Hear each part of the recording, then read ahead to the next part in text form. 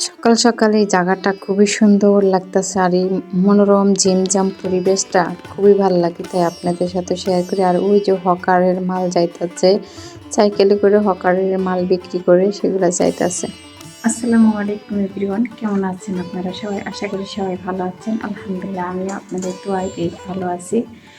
তো আজকে সারাদিন অনেক কাজ করছি, সকাল থেকে এই পর্যন্তই অনেক কাজ করছি। আর আজকে কাজের ভিডিও আমি খুব তেমন একটা করিনি, কারণ হচ্ছে প্রতিদিন এক ভিডিও যদি দিই তাহলে কেমন দেখায়। টুকটাক আর হালকা পাতলা যেতটুকু শেয়ার করার অতটুকুই আপনাদের সাথে শেয়ার করছি। তো আপনারা সবাই আমার ভিডিওটা দেখে যদি ভালো লেগে থাকে অবশ্যই চ্যানেলটা সাবস্ক্রাইব করে পাশে থাকবেন, বোনকে একটু সাপোর্ট করবেন, পাশে থাকবেন। সবাইকে লাইক কমেন্ট শেয়ার করে দিবেন। সবাইকে অসংখ্য ধন্যবাদ আমার ভিডিওটা দেখার জন্য, আমাকে সাপোর্ট করার জন্য। আর যারা সাবস্ক্রাইব করেন না তাদেরকে অসংখ্য ধন্যবাদ। অবশ্যই চলতে দেখতে একদিন ভালো লাগা ভালোবাসা হয়ে যাবে ইনশাআল্লাহ। তো চলেন, আরও অন্যান্য কাজ আছে। হ্যাঁ, সারা বিকালে কী কাজ করি, যদি করে থাকি তো অবশ্যই আপনাদের সাথে শেয়ার করব।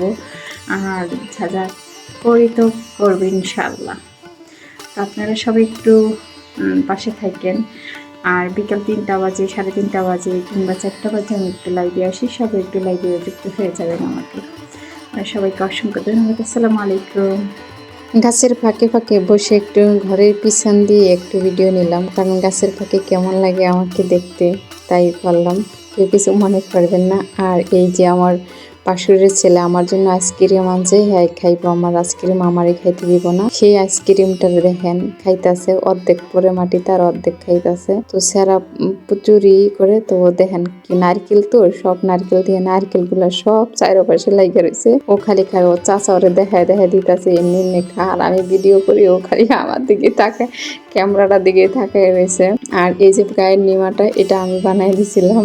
আমি আসলে ভালো করে বানাইতে পারিনি, ওর গায়ে ছোট হয়েছে যেহেতু আমি নতুন বানাইছি প্রথম। তো এটা জন্য। আর এই যে ডাউল রান্না করলাম, একবারে সকালের রান্না করে নিলাম সকাল দুপুরের জন্য।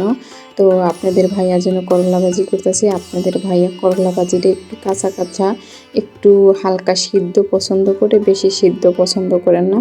তো আপনাদের ভাইয়ের জন্য করলা ভাজিটা এভাবেই আমার করতে হয়, যে আমার কাছে আবার এতটাও কাঁচা ভালো লাগে না, তো আপনাদের ভাইয়ের কাছে ভালো লাগে। তো ছোটো মাছ চচ্চড়ি করলাম। তো আপনাদের ভাইয়া কিন্তু এই ছোটো মাছটা খায় না, ওর কাটা খাওয়া নিষেধ আর কি, ছোটো মাছ খাওয়া নিষেধ কাটার জন্য। তো এখন আমি রান্না করা শেষ করে সব কিছু শেষ করছি। দেখেন আমার রান্নাঘরের অবস্থা কি। তো রান্নাঘরের অবস্থা তো এমনই থাকবে না, ইনশাল্লাহ রান্নাঘর গুছাবো।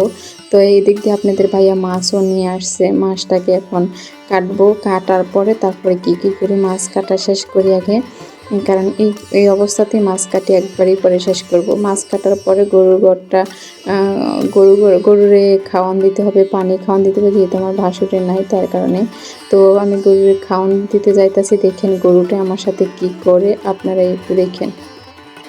তো গরু পানি খাওয়ার জন্য এত পাগল হয়ে গেছে। আর আমারে দেখেন কীভাবে ধারে গরুটা হয়েছে, কিন্তু আমারে এরকম মাথা দিয়ে ধাক্কা দিয়ে কিন্তু আমারে ফালাই দিয়েছিল। তো আমি এটার সামনে যাইতে পারি না কোনো খাবার নিয়ে গেলে আমার বেশি করে।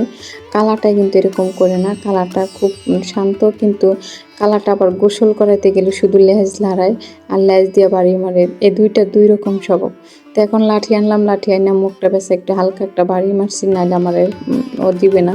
তো এই যে পানিটা লাড়ায় খাওয়ালে না, একসাথে সব কিছু কুড়া লবণ চবণ সব একসাথে খেতে পারে, তাহলে আর হয় না। তো লাড়াইতে আসি, তো খাইতেছে খুব সুন্দর করে। ও পানি খায় খুব দ্রুত, লালটা পানি খায় খুব তাড়াতাড়ি খায়, আর কালোটা একটু আস্তে পানি খায়, কিন্তু কালোটা এত কষ্ট দেয় না, এটা খায়। তো আমি পানি খাইতে থাকুক, আমি একটু সেই পাখি যে গোবর লেদাইছে যে সেই গোবরগুলো ফেলাই দিই।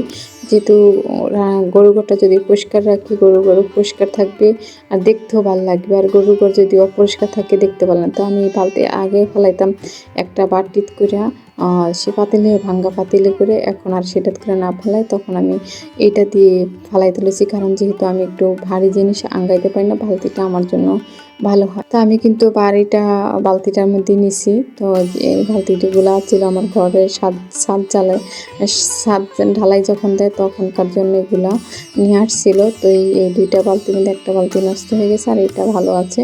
তো আমি এটা দিয়ে গোবর ফালানোর জন্য আমার জন্য উপকারিতা হলো। তো এই যে খাওয়াইলাম, আমি লাঠি নিতেছি, কারণ তারপর দেখেন আমার কীরকম করে আমি দোয়াইতেছি, তখন আমার কী করতেছে, ওর পিঠে দোয়াইতেছি, ওর খাবারের মধ্যে আমি কেন ডিস্টার্ব করি, এটাই হইতে হওয়ার মনের মধ্যে যে ও যা চায় তাই খাবে। কিছু কিছু বাচ্চারা আছেন না, যেটা চায় সেটা দিতেই হয়, না দিলে অনেক জ্বালা যন্ত্রণা করেন। ঠিক আমার এই গরুটা, তবে আলহামদুলিল্লাহ আমার এই গরু দুইটা অনেক অনেক ভালো। খ্যার কাইটা দিলে একটা খ্যারও রাখে না, মাসাল্লাহ দিলে সবগুলো খায়, নষ্ট করে না একটা খ্যারও। মানে এমনভাবে খায় মাসাল্লাহ দিলে যে মনে হয় যে কেউ ওইটা পরিষ্কার করে থুয়ে গেছে, এরকম মনে হয়। তো আমার কাছে ভালো লাগে গরু বাছুর যদি খাওয়া দাওয়া করে ঠিক মতো, তাহলে কিন্তু একজন গরু পালনের অনেক ভালো লাগে। তো এখন আমি রান্নাঘরটাকে চুলাটার একটু মজবুত, যেহেতু ডাউল পুড়ছে, তেল ছিটে আসছে, তো আমি সবসময় চুলাটা মুচ্ছা রাখি, পরিষ্কার করে রাখি, যেহেতু এটা সিমেন্টের চুলা, ইট পাথরের চুলা।